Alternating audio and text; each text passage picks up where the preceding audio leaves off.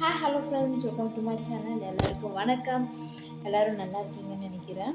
So நிறைய குடும்பத்தில் வந்து பெண்கள்ன்றது ஒரு முக்கியமான ஒரு கேரக்டராக இருக்குது. அப்படி இருக்கிற பெண்கள் வந்து சில பேர் வந்து கேட்பாங்க, கல்யாணத்துக்கப்புறம் நம்ம படிக்கணும், இன்னும் ஏதாச்சும் கோர்ஸ் பண்ணணும், இல்லை ஏதாச்சும் பியூட்டிஷியன் கோர்ஸோ இல்லை வேறு ஏதாச்சும் கோர்ஸு இல்லை ஃபர்தராக படிக்கணும்னு கேட்குறப்போ சில ஃபேமிலியில் வந்து ஈஸியாக அக்செப்ட் பண்ணிட்டு அதுக்கு சப்போர்ட் பண்ணாங்க.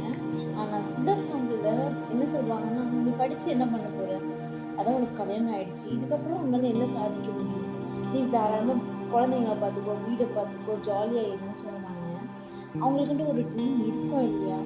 இவங்களால சப்போர்ட் பண்ண முடியலனாலும் பரவாயில்ல, பட் அவங்களோட கான்ஃபிடென்ட்டாக மட்டம் தட்டாதீங்க.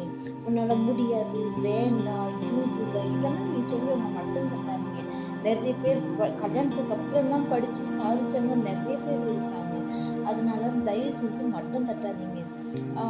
இப்போ பசங்க பார்த்துக்கங்கன்னு சொல்கிறீங்க, அந்த பசங்க பார்த்துக்கிறதுக்கு படித்த இன்னும் பெட்டர் நாலேஜ் அவங்க பசங்களுக்கு கொடுக்கலாம் இல்லையா? அந்த விதத்தில் யோசித்து பார்த்து அவங்க கொஞ்சம் சப்போர்ட்டிவ் பண்ணுங்கள். மீண்டும் மீண்டும் அவங்களுடைய டேலண்ட்டை என்கரேஜ் பண்ணுங்கள். ஓகேங்களா? தேங்க்யூ.